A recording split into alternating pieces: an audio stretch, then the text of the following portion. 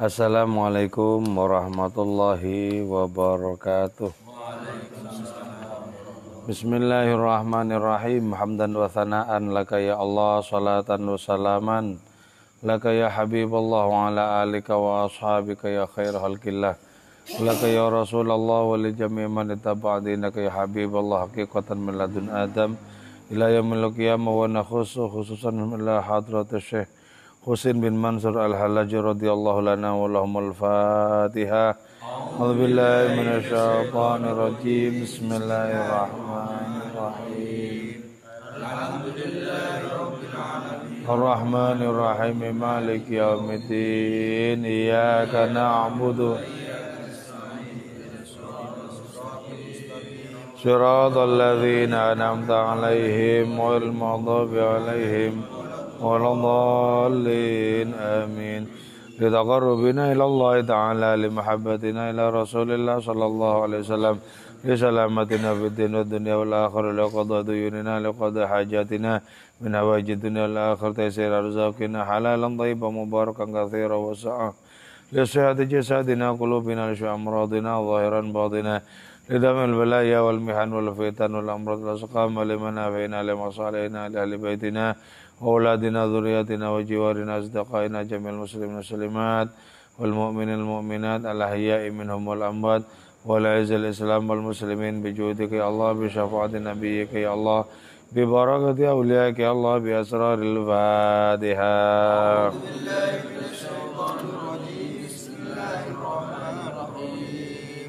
الحمد لله رب العالمين الرحمن الرحيم مالك يوم الدين إياك نعبد وإياك نستعين اهدنا الصراط المستقيم صراط الذين أنعمت عليهم غير المغضوب عليهم ولا الضالين آمين. Alhamdulillahi rabbil alamin. Pada bait terakhir yang kemarin diungkapkan, idza tajalla li ruhi ayyukallimani ra'aitu fi ghaibati Musa 'ala turi. Apabila Allah bertajalli bagi rohku. Bertajalli bagi roh itu artinya menampakkan diri bagi rohnya al-halat. Ayyukallimani, untuk mengajakku berbincang-bincang, berbicara.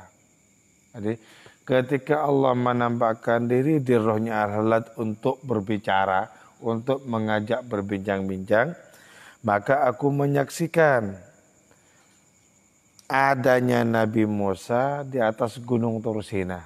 Artinya dulu Nabi Musa pernah dipanggil untuk mendapatkan firman-Nya Allah. Jadi Allah bertajalli bagi rohnya al-halat. Kemudian al-halat itu bisa menyaksikan tentang bagaimana dulu Allah berfirman kepada Nabi Musa. Jadi kita ini juga sama, punya roh sebagaimana al-halat, sebagaimana siapa saja ya, punya roh. Nah, kalau roh ini berfungsi, roh ini hidup, ya, lalu kita merasakan dengan roh itu Allah hadir di situ, maka berarti kita memiliki kesempatan untuk berbincang-bincang, untuk berkomunikasi dengan Allah. Nah, salah satu bentuk prakteknya adalah ya, kita berkeluh kesah kepada Allah tentang apapun yang kita merasakan sulit untuk menanganinya. Ya Allah, ini bagaimana? Ya Allah, bagaimana? Nah, nanti jawabannya adalah Allah memberikan kepada kita inspirasi untuk berhadapan dengan sesuatu yang sulit kita selesaikan itu. Atau Allah menggerakkan kita ke tempat-tempat di mana sesuatu yang kita cari itu ditemukan di situ. Ditemukan di situ. Tadi saya mencari catut itu ya, untuk membersihkan mesin cuci. Nah, tadi siang sebenarnya saya pegang catut itu. Cuman ditaruh di mana, lupa. Cari-cari nggak ketemu. Ya Allah, kalau engkau tidak terlibat di dalam menemukan catut ini, maka selamanya aku akan kehilangan catut. Gitu ya. Sudah diserahkan gitu saja. Sudah nggak ada gambaran. Mau dicari di mana nggak ada gambaran. Karena di tempat-tempat biasanya tersimpan catut itu nggak ada. Lupa berarti saya di mana. Tapi coba setelah itu lalu nyari gerak itu ya. Berada di situ. Oh ya alhamdulillah. Jadi keterlibatanmu begitu pasti. Nah sebab itu latihan bagi kita adalah ketika kita mendapatkan sesuatu, jangan pernah merasa kita mendapatkan sesuatu itu. Itu bantuan Allah. Jadi karena itu sekecil apapun persoalan kita, keluh kesahkan persoalan itu kepada hadiratnya. Jadi ini yang disebut bahwa Allah memberikan petunjuk dengan firman-Nya yang tanpa huruf, tanpa suara. Nah, kalau hati kita senantiasa sering tersambung dengan Allah Subhanahu wa taala, maka akan dimudahkan adanya komunikasi dengan hadiratnya itu. Ini perlu riyadhah, perlu adanya latihan rohani. Nah sekarang ya, berkaitan dengan bagaimana Allah berfirman ya kepada Nabi Musa. Ada sebuah hadis di dalam syarah kitab Dewan ini yang disabdakan oleh Kanjeng Rasul. Qala Rasulullah sallallahu alaihi wasallam, "Lamma kallama Allah Musa yaumat tur, kallamahu bighairil kalam alladzi kallamahu yauma nadahu." Ya. Ketika Allah Ta'ala berfirman kepada Nabi Musa ketika beliau di Gunung Tur Sina itu Allah berfirman tidak sama dengan ketika Allah memanggil Nabi Musa. Jadi Allah berfirmannya itu ketika Nabi Musa berada di Gunung Tur Sina tidak sama dengan ketika Allah berfirman memanggil Nabi Musa. Maka faqala lahu Musa, Nabi Musa bertanya kepada Allah Subhanahu wa taala, "Ya Rabbi, ma hadza kalamuka alladzi kallamtani bihi?" Oh Tuhanku, firman-Mu ini yang Kau pakai untuk berfirman kepadaku, berkomunikasi kepadaku, ini sesungguhnya jenis firman yang seperti apa? Jadi Allah Ta'ala menjawab qala ya Musa, innama kallamtuka biquwwati asyrati alafi lisanin. Aku berbicara, aku berbincang, berfirman kepadamu dengan kekuatan 10.000 bahasa. Jadi ada banyak sekali bahasa. Setiap bahasa itu memiliki kekuatan tersendiri. Allah berfirman kepada Nabi Musa dengan kekuatan 10.000 bahasa. Karena itu ya, betapa sangat jarang orang memiliki kekuatan berbahasa yang beraneka ragam itu. Jarang sekali. Jarang sekali. Hanya orang-orang pilihannya yang diberikan kesanggupan untuk berbahasa dengan sekian banyak bahasa itu. Orang-orang tertentu. Jadi Allah berfirman kepada Nabi Musa dengan kekuatan 10.000 bahasa. Walikuatul alsun kulluha. Aku memiliki seluruh kekuatan bahasa. Jadi seluruh bahasa aneka ragam di dunia itu, jumlahnya sebanyak-banyaknya itu semuanya berasal usul dari Allah. Karena itu sangat masuk akal. Kalau Allah memiliki kekuatan seluruh bahasa, bahkan lebih dari seluruh bahasa itu, kekuatan Allah Subhanahu wa taala di dalam berfirman. Wa ana aqwa min dzalik. Dan aku lebih kuat lagi dibandingkan dengan seluruh kekuatan bahasa yang ada itu. Jadi kita bisa membayangkan ya, Allah itu sumber seluruh bahasa apa saja, termasuk bahasa-bahasa daerah dengan berbagai macam logatnya itu. Sumber dari segalanya. Jadi jangan dikira karena Allah berfirman dalam Al-Quran dengan bahasa Arab, dikira kalau di luar Arab nggak paham atau tidak bisa. Asal usul seluruh bahasa itu adalah Allah Ta'ala itu sendiri. Coba ya, betapa sangat menakjubkan. Allah menciptakan Nabi Adam. Tentu saja bahasanya satu waktu itu kan. Satu. Dengan Nabi Adam dengan bahasa satu. Tapi kemudian kan beranak pinak. Berkembang biak anak cucunya itu. Kemudian bagaimana mungkin bahasanya itu menjadi sangat berbeda-beda. Nah, di situ jelas sekali adanya peran dari kemana Allah Ta'ala untuk menentukan bahasa yang beraneka ragam itu. Sehingga sampai sekarang anak cucu Nabi Adam itu memiliki bahasa yang tak terkira-kira. Nah, di dalam diri Nabi Adam ada potensi tentang perkara anak cucu itu, ada potensi pula tentang bahasa seluruh anak cucu itu. Coba bayangkan bagaimana kita bisa merasakan kemahaan Allah Ta'ala lewat pintu bahasa. Lewat pintu bahasa. Hebat. Nah, sekarang ya, falamma roja Musa ila Bani Israel. Ketika Nabi Musa pulang kepada umatnya di kalangan Bani Israel, qalu, ya Musa, siflana kalamur rahman. Wahai Nabi Musa, tolong jelaskan firman Allah yang Maha Pemurah itu bagaimana? Jenengan sudah berbincang, sudah berkomunikasi dengan Allah. Terus firmannya itu bagaimana? Qala subhanallah la astati'u. Maha suci Allah, aku tidak sanggup. Tidak sanggup. Tidak sanggup untuk menggambarkan tentang kekuatan Allah berbahasa dengan kekuatan 10.000 bahasa itu kepada Nabi Musa. Nabi Musa tidak sanggup menggambarkan. Qalu fasyabbih lana.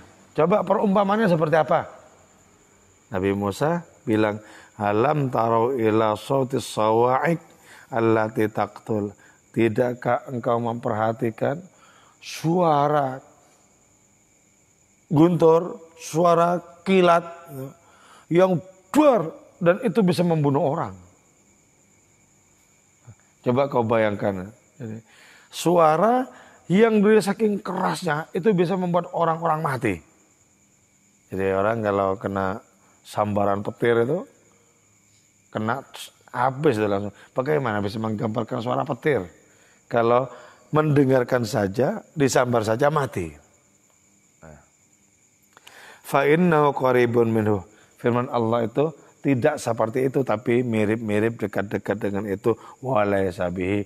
Tapi firman Allah tidak seperti petir itu. Ini cuma hanya gambaran untuk bisa dipahami, gitu ya. Begitu. Jadi Allah Subhanahu wa Ta'ala itu bisa berfirman kepada orang yang dikehendaki dengan selembut mungkin. Walaupun Allah Ta'ala itu maha segala-galanya.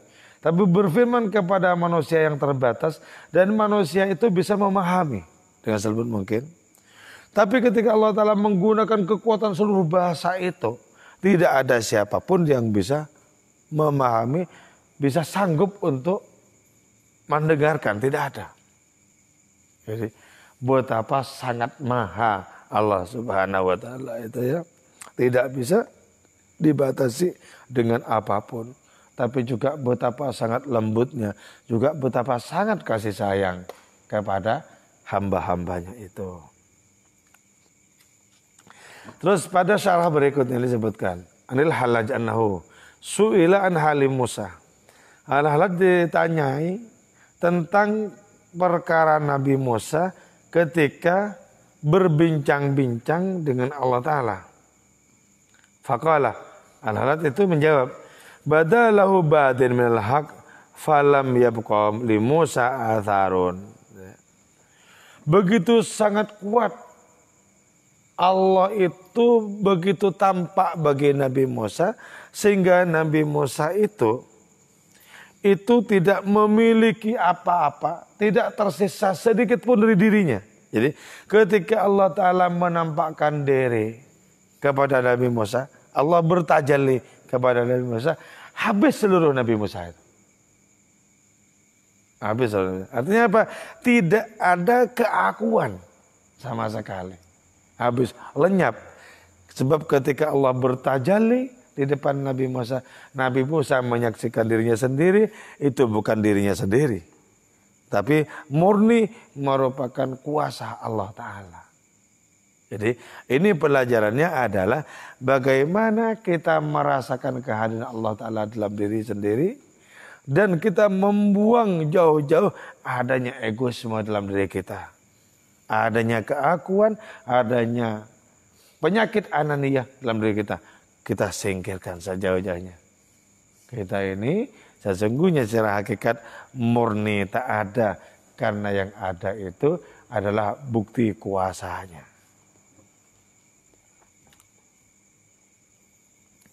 Fandia Musa'an Musa. Jadi Nabi Musa itu musnah dari Nabi Musa. Artinya apa? Sudah tidak lagi memiliki dirinya itu loh. Jadi ketika ditanyakan misalnya, engkau ada apa tidak ada? Aku tidak ada. Nah ketika ditanya lagi, terus yang bicara itu siapa? Aku tidak terlibat. Artinya apa? Yang aktif murni itu Allah, Nabi Musa itu pasif atau bahkan malah tidak ada. Nah, memasuki wilayah hakikat yang seperti ini berarti mengajari kita bagaimana kita mempressing diri, menekan diri sampai titik nadir penghabisan agar kita tidak memiliki egoisme walaupun sebutir debu. Tidak memiliki keangkuhan walaupun sebutir debu. Biarlah Allah Ta'ala yang menyatakan dirinya lewat diri kita, lewat diri alam raya ini. Nah, kalau orang sudah memasuki wilayah seperti ini, maka yang disebutkan bahwa yang ada cuman Allah, itu sangat mudah dipahami kok. La ilaha illallah bimakna la mawjuda illallah. La ilaha illallah itu berarti tidak ada yang ada selain Allah Ta'ala. Yang betul-betul ada selain Allah itu tidak pernah ada itu. Tidak pernah ada. Jadi pelajaran tentang Nabi Musa lewat Syekh Husain bin Mansur Al-Hallaj. Gitu ya. Faniya Musa an Musa. Walam yakun li Musa khairun min Musa. Tidak ada bagi Nabi Musa kebaikan dari Nabi Musa, itu enggak ada. Bagaimana mungkin ada yang hakikatnya tidak ada? Maka betul ya. Allah menciptakan alam semesta ini tidak dalam rangka mewujudkan semesta. Allah menciptakan alam semesta itu semata-mata untuk mengabarkan tentang siapa Allah Ta'ala itu. Karena itu enggak ada cerita kita itu. Seluruh rangkaian alam ceritanya Allah Ta'ala sebenarnya. Enggak ada cerita kita. Maka pastikan kalau tidak ada cerita kita secara hakikat, yang ada adalah cerita tentang Allah Subhanahu wa Ta'ala. Maka tidak ada yang menyembah itu selain Allah Ta'ala. Tidak ada itu yang berbuat baik selain Allah Ta'ala. Jadi kalau misalnya diungkapkan dengan bahasa keakuan Allah Ta'ala, tidak ada ceritamu, yang ada adalah ceritaku. Yang wujud itu juga aku, yang menyembah itu juga aku. Aku menciptakan segalanya, bukan dalam rangka mewujudkan segalanya, tapi untuk menceritakan siapa diriku sebenarnya. Ya. Gampang tak? Gampang. Masuk ke wilayah keilahian secara mutlak itu. Karena itu penghayatan kita diusahakan untuk diaktifkan, dihidupkan. Agar kita bisa merasakan keagungannya. Tentu dengan pertolongan dan keterlibatan Allah. Jadi saksikan, rasakan peran-peran Allah Ta'ala di dalam diri kita. Ketika kita memandang, tidak ada yang memandang itu kecuali Allah Ta'ala. Ketika kita mendengar, tidak ada yang mendengar itu selain hadirnya juga. Segala-gala tampak menjadi wujud karena Allah Ta'ala ada di situ, hadir di situ. Al-kaunu kulluhu zulmatun, kata Syekh Tajuddin dalam kitab Hikam. Alam raya ini seluruhnya adalah gelap. Gelap itu artinya apa? Adamun, tidak ada. Tidak ada. Fa'ana wujudul haq fih. Maka kemudian Allah Subhanahu wa taala itu mewujudkan kaun ini dengan adanya Allah taala di situ. Andaikan Allah menarik diri dari semesta, semesta ini akan kembali menjadi tidak ada. Coba renungkan baik-baik bahwa alam semesta ini ada karena di situ ada kehadirannya. Kalau Allah berkehendak menarik diri, maka alam semesta itu pun kembali hanya kepada konsep belaka di dalam Allah taala. Nggak ada, cuman konsep. Nah, model tasawuf falsafi seperti ini sangat penting ya, sangat penting. Jadi kita bisa menemukan lompatan-lompatan rohani lewat tasawuf falsafi seperti ini. Pemahaman penghayatan coba dan dirasakan. Pandang dari baik-baik. Pernahkah kita terlibat dalam penciptaan diri? Ternyata tidak. Pandang dari baik-baik. Pernahkah kita menciptakan potensi dalam diri? Ternyata tidak. Penglihatan ini tak kita ciptakan sebagaimana pendengaran, sebagaimana apa saja. Semua adalah realitas dari ciptaan Allah Subhanahu wa taala itu.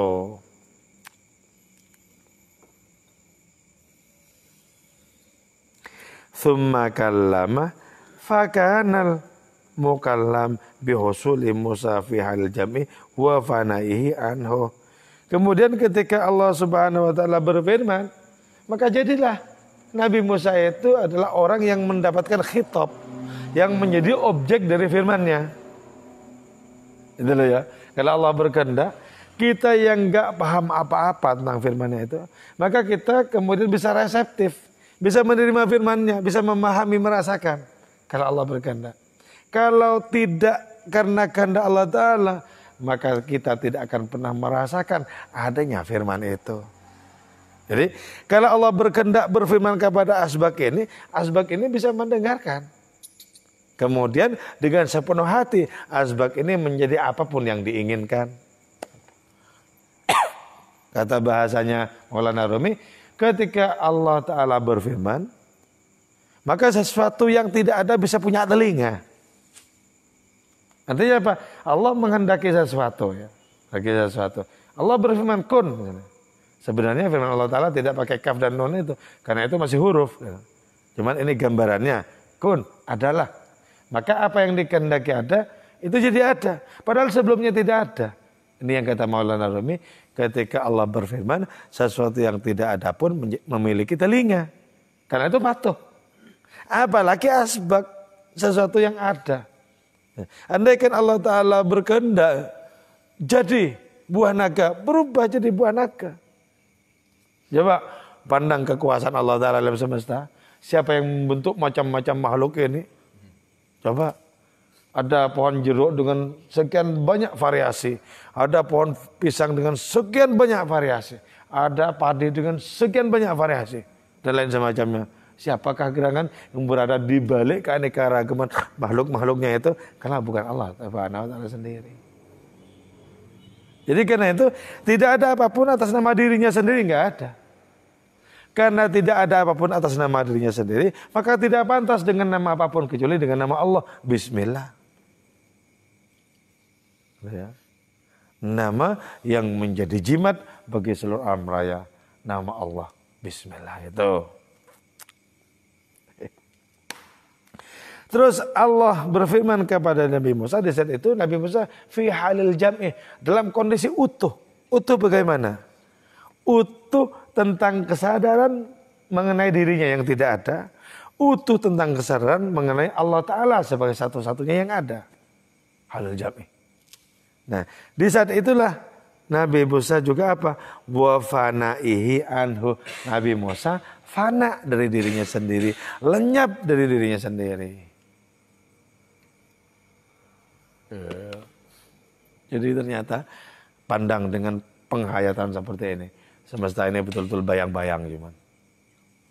Ketika sudah orang sadar bahwa semesta bayang-bayang.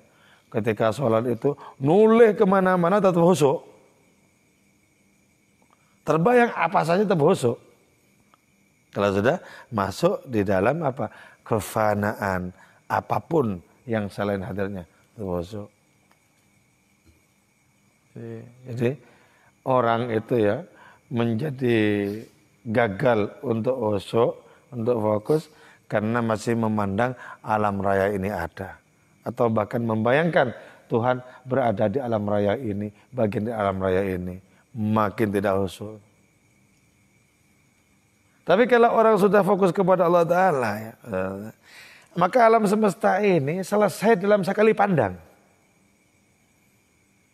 Kenapa? Ketika fokus kepada Allah, jelas bahwa seluruh alam raya ini hanya merupakan hal yang sangat kecil di genggaman kemahaan itu. Kecil sekali. Kecil sekali. Karena itu jangan membayangkan Allah itu merupakan bagian dari isi alam raya. Sehingga untuk fokus itu mengalami kesulitan luar biasa. Pandang begitu.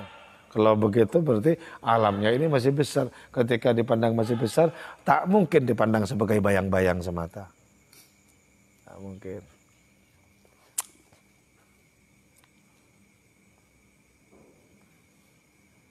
Ya. Wa mata kana yutiqu Musa hamlal khitab. Ketika Nabi Musa itu sanggup untuk menerima komunikasi dengan Allah Ta'ala, untuk bisa menerima, bisa memahami, maka di saat itulah sesungguhnya yang terjadi itu apa? Qoma wa bihi sami'a. Nabi Musa itu bisa tegak dan dengan perantara, dengan pertolongan Allah, beliau bisa mendengarkan firman-Nya. Ya, kalau kita bisa mendengarkan firman-Nya, itu karena kita ditopang oleh Allah untuk bisa mendengarkan. Kalau tidak, nggak akan pernah bisa. Jadi, bagaimana kita sekarang bisa membayangkan Allah berfirman tanpa huruf, tanpa suara itu? Karena ini murni, kuah. Murni merupakan kekuatan. Nah, karena itu di dalam ayat yang lain Allah berfirman, Ya Yahya khudhil kitab biquwwah. Wahai Nabi Yahya, ambil kitab itu biquwwah, dengan kuah. Dengan kekuatan. Nah, kekuatan siapa? Kekuatan Allah Ta'ala. Untuk dapat kekuatan Allah Subhanahu Wa Ta'ala gimana? Bebaskan diri dari wujud diri. Bebaskan keakuan dari keakuan diri.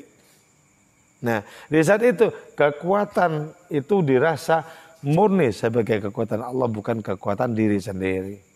Khudhil kitab biquwwah. Kalau dalam tafsirnya kayak Haji Muhammad Zuhri itu, Ya Yahya wahai hidup. Jadi tidak dimaknai sebagai Nabi Yahya, wahai hidup. Ambillah kitab suci itu dengan kekuatan. Artinya apa? Ketika kita hidup secara rohani, baru kita bisa memahami kitab suci. Baru. Ketika hidup secara rohani, baru bisa memahami dan merasakan bahwa yang ada itu cuma Allah. Jadi sesungguhnya kalau begitu, komunikasi antar makhluk itu adalah komunikasi antar tajallinya. Jadi tajalli yang satu berkomunikasi dengan tajalli yang lain. Karena tidak ada apapun di dunia selain sebagai tajalli Allah Ta'ala itu sendiri. Coba pandang, ini kesenyapan semua ini. Kesenyapan. Seluruhnya ini kesenyapan. Ada, hanya kelihatan lahiriahnya saja ada. Kesenyapan. Di balik segala sesuatu adalah Allah. Tidak ada ceritamu, yang ada adalah cerita aku.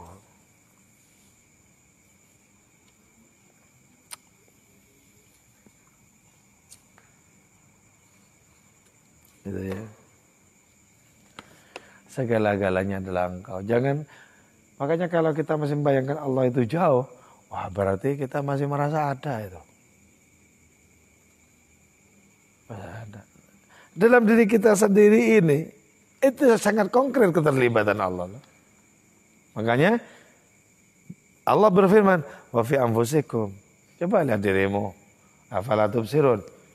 Kalian tidak bisa melihat apa? Ya.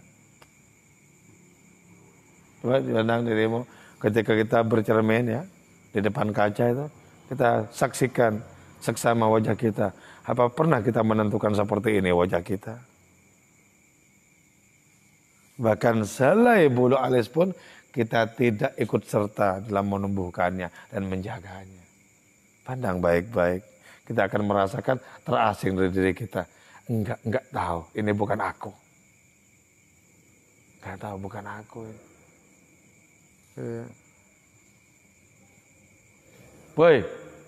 Oh, tadi enggak tidur. Langganan ngantuk.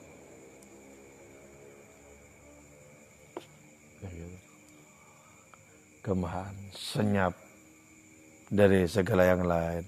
Yang bertahta, yang berkuasa, Allah Ta'ala semata. Senyap.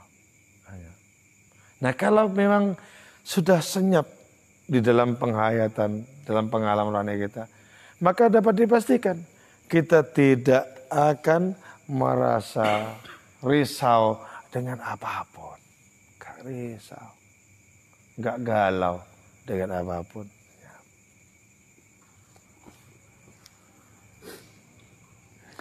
Karena itu ya, ini berikutnya adalah kisah tentang Al-Hallaj ya. Diriwayatkan dari Abul Hasan Ali bin Ahmad Mardawi. Beliau menyatakan, saya melihat Al-Hallaj di pasar, di sebuah pasar di Baghdad. Beliau itu menangis menjerit. Al-Hallaj ini di sebuah pasar di Baghdad, Al-Hallaj itu menangis menjerit dan bilang, wahai manusia, tolong aku dari Allah, tolong aku dari Allah. Artinya apa? Allah mengambilku dan tidak mengembalikan kepadaku lagi. Itu paham ya? Ayuhan nas, haghithuni minallah, fa innahu ikhtatafani minni. Allah menyambarku dari diriku. Walaisa yarudduni alayya. Allah tidak mengembalikan aku kepada aku itu. Jadi tolong. Hilang, lenyap, lepas. Kenapa? Dari saking dalamnya menghayati bahwa yang betul-betul ada itu cuma Allah. Jadi ketika mengatakan seperti itu menandakan bahwa dirinya itu bukan saja tidak otonom, tapi tidak ada. Tidak saja tidak otonom, tapi juga tidak ada.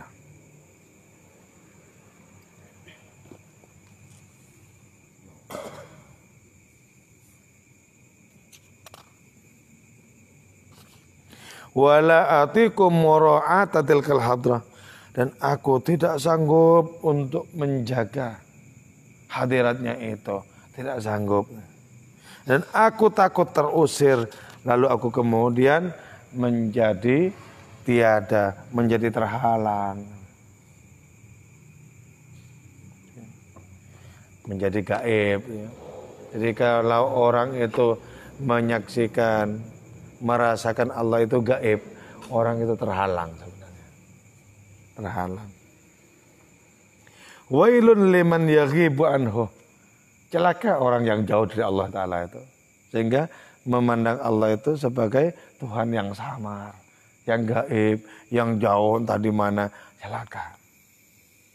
Ba'dal hudur, setelah orang itu menyaksikan, merasakan dekatnya Allah. Jadi ketika kita merasakan dekatnya Allah Ta'ala, maka perjuangkan untuk tidak kembali kepada merasa jauh. Diperjuangkan. Kita merasakan Allah dekat, perjuangkan terus. Kita merasakan Allah itu dekat. Sebab kalau tidak diperjuangkan, kita tidak dapat pertolongan dari hadirnya itu, kita kemudian merasakan bahwa Allah itu gaib, Allah itu jauh. Kan celaka kalau begitu ya. Jadi sama dengan misalnya orang sudah menikmati keimanan kok kemudian kufur, kan celaka itu. Nah karena itu perolehan rohani kita pertahankan sebaik mungkin. Perolehan rohani itu. Termasuk perolehan rohani apa? Istiqomah itu kan perolehan rohani. Jangan kemudian ditinggalkan. Sudah bertahun-tahun lamanya bangun malam. Ketika pulang ke rumahnya ditinggalkan, celaka. Oh minimal kok dipertahankan, kalau bisa malah ditambah, malah ditinggalkan. Karena itu di jalan rohani itu kita harus fokus dan total, enggak sebagai sampingan.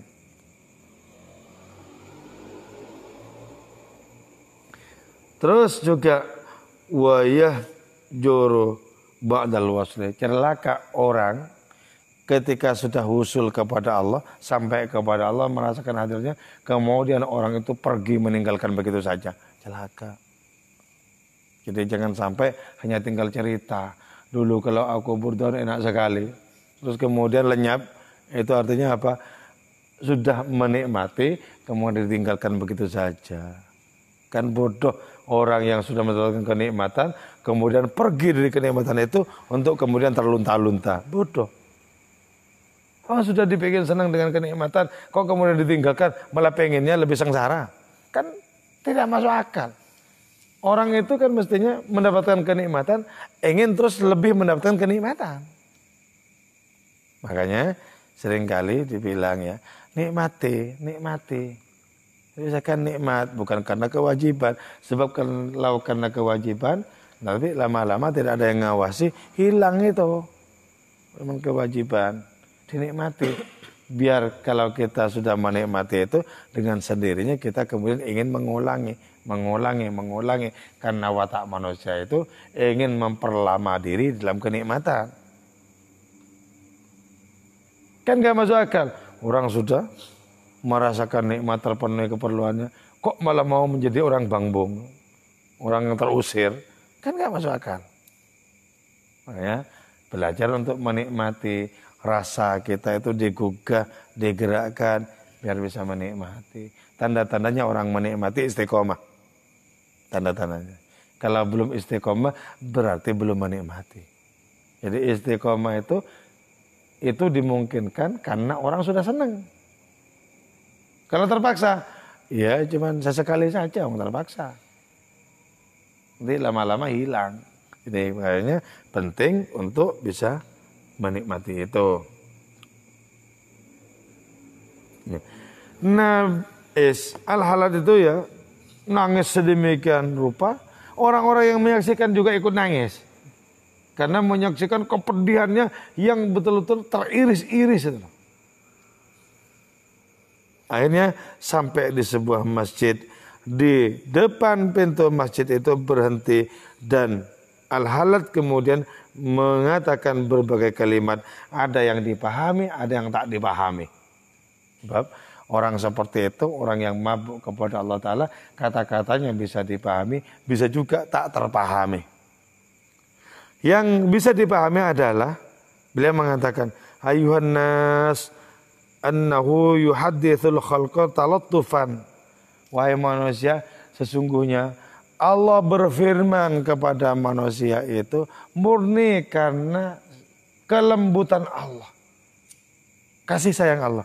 Kalau tidak karena sikap lutufnya Allah, sikap lembutnya Allah, maka tidak ada siapapun bisa memahami Allah. Jadi kalau Quran itu bisa kita pahami, itu karena kasih sayang Allah, kelembutannya kepada kita. Allah itu bisa berfirman, yang kita sama sekali nggak paham itu bisa. Nah, terus apa gunanya kan begitu? Terus kita bisa mengambil manfaat apa? Tidak bisa. Kalau begitu. Fayatajalla lahum tsumma yastatir. Allah bertajalli, kemudian Allah Subhanahu wa taala itu menyembunyikan diri. Bertajalli itu kita bisa menyaksikan kemahaannya, muncul ungkapan maha suci engkau, maha agung engkau.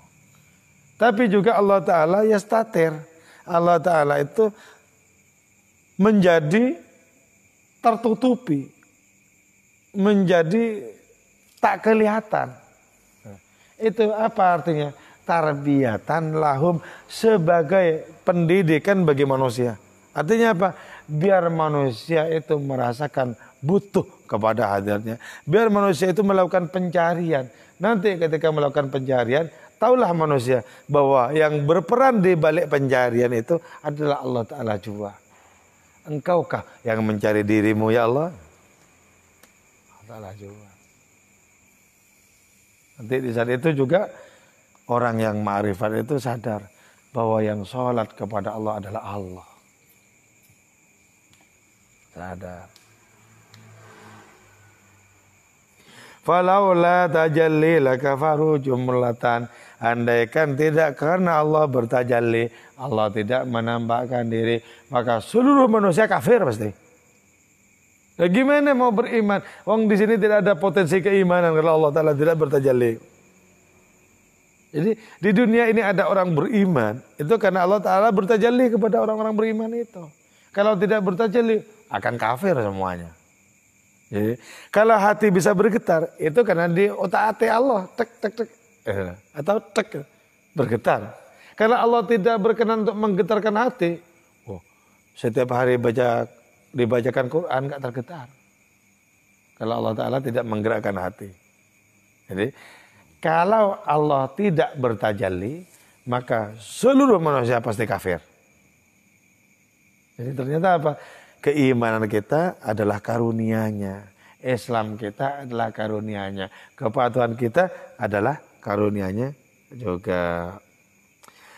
Walaula sitruhu lafatanu jami'an.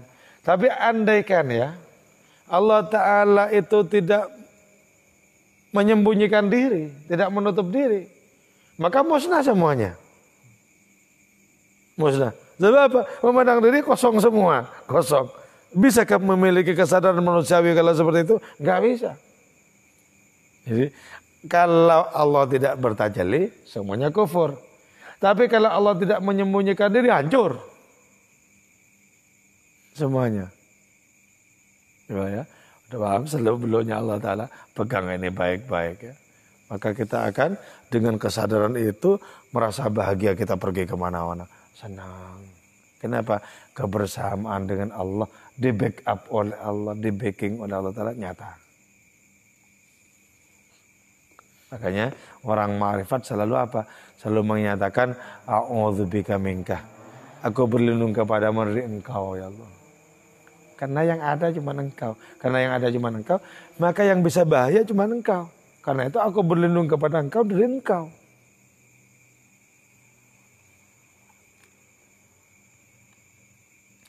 Fala yudimu alam ihdal halatain. Maka salah satu di antara keduanya itu tidak bisa terus menerus. Jadi kadang istitar ya. Allah sehingga yang disaksikan itu alam. Kadang yang tampak itu Allah sehingga alamnya menjadi tak kelihatan. Nah, jadi tidak bisa langgeng kepada manusia itu salah satu di antara keduanya. Lakin laisa yastatiru anni ladatan, kata Allah. Tapi bagi aku itu, bagi aku tidak pernah Allah Ta'ala itu tersembunyi, tertutup. Sekejap pun tidak pernah. Maka terus seperti itu. Merasa dirinya itu tidak ada. Disambar oleh Allah Ta'ala, diambil oleh dirinya. Dan tidak dikembalikan kepada alat lakir. Jadi terus-terusan. Hal-hal itu merasakan, menyaksikan Allah Ta'ala. Sehingga Allah Ta'ala tidak pernah samar. Tidak pernah terhijab bagi pandangan al-halaj itu. Hatta stuhlikat nasutiyati, sehingga menjadi hancur, lebur, lenyap kemanusiaanku fi lahuyatihi, pada ketuhanan Allah Ta'ala. Jadi lenyap aku. Jadi kesana terus, modelnya mabuk-mabuk terus. Wa talasha jismi, dan hancur jisimku fi anwaridati, pada cahaya-cahaya zat Allah Ta'ala. Fala ainali wala athar. Aku tidak punya realitas, aku tidak memiliki jejak. Kalau ini kan realitas. Aku enggak punya realitas ini. Tidak ada realitas bagiku. Karena itu aku tidak memiliki athar, tidak memiliki jejak apapun, pengaruh apapun, tidak ada. Wala wajhali wala khabar. Tidak ada jalan bagi diriku, tidak ada ilmu juga dari diriku.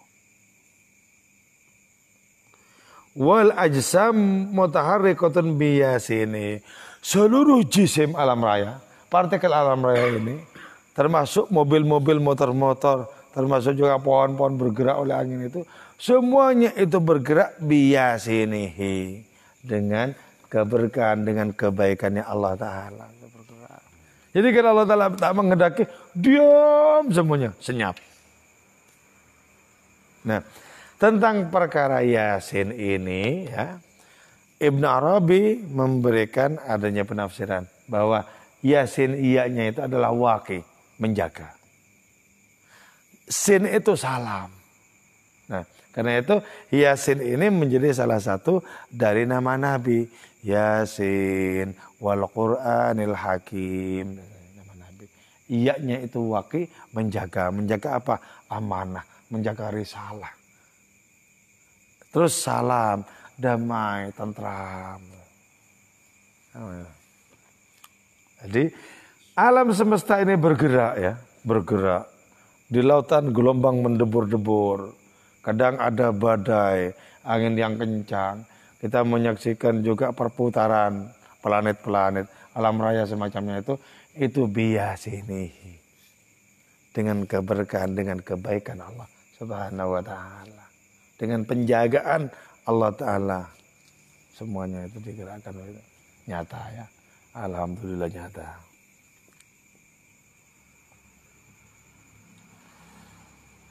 Terus walhu wal ya wasin, ya dan sin itu Yasin ya.